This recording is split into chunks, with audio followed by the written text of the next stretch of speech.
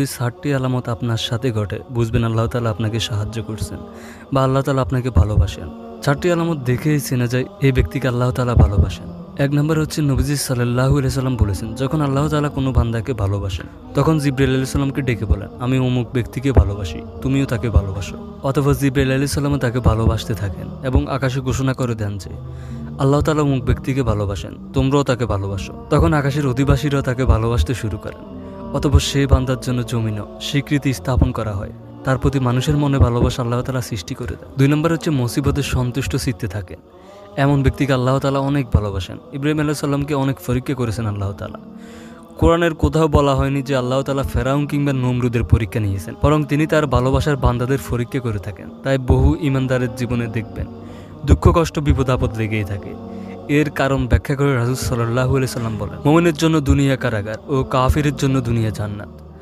আল্লাহর রাসূল আরও বলেন, আল্লাহ তাআলা যখন কোনো বান্দার মঙ্গল সাধনের ইচ্ছা করেন তখন দুনিয়ায় তাকে তাড়াতাড়ি বিপদের সম্মুখীন করেন, আর যখন তিনি কোনো বান্দার অকল্যাণের ইচ্ছা করেন তখন তার গুনাহের শাস্তি প্রদান থেকে বিরত থাকেন। অবশেষে কিয়ামতের দিন এ পরিপূর্ণ শাস্তি দান করেন। আপনার পাহাড় পরিমাণ গুনার জন্য আল্লাহ তাআলা যদি আপনাকে দুনিয়াতে সামান্য বিপদ আপদ দেয় এবং সেই গুনাহ যদি মাফ করে দেন, তাহলে কি সেটি ভালো নয়? ৩ নম্বর হচ্ছে আল্লাহ যাকে ভালোবাসেন তার মধ্যে পদ পদবী, অর্থ সম্পদ, প্রভাব প্রবৃত্তি, এইসব দুনিয়াবি কোনো কিছুর প্রতি আল্লাহ তাআলা তার মনকে আকর্ষিত করেন না। তার মনে কোনো দুনিয়াবি আকর্ষণ জাগে না। আল্লাহ তাআলা কিছু বান্দাকে ভালোবেসে এসব থেকে দূরে সরিয়ে রাখেন। সে চাইলেও তাকে এসব কিছু দেওয়া হয় না। মূলত আল্লাহ তাআলা সে বান্দাকে পরিকল্পিতভাবে দুনিয়াবি পায়দা থেকে সরিয়ে রাখেন। সুবহানাল্লাহ।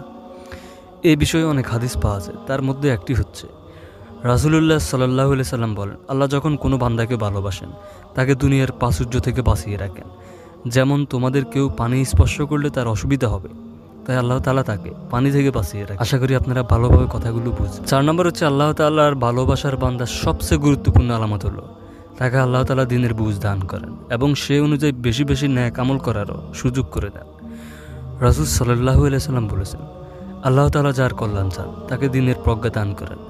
আল্লাহই দানকারী আর আমি বন্টনকারী। অন্য হাদিসে এসেছে, আল্লাহ যখন কোনো বান্দার কল্যাণে ইচ্ছা করেন তাকে মৃত্যুর আগে পবিত্র করেন। লোকেরা জিজ্ঞাসা করলো, পবিত্র করেন কিভাবে?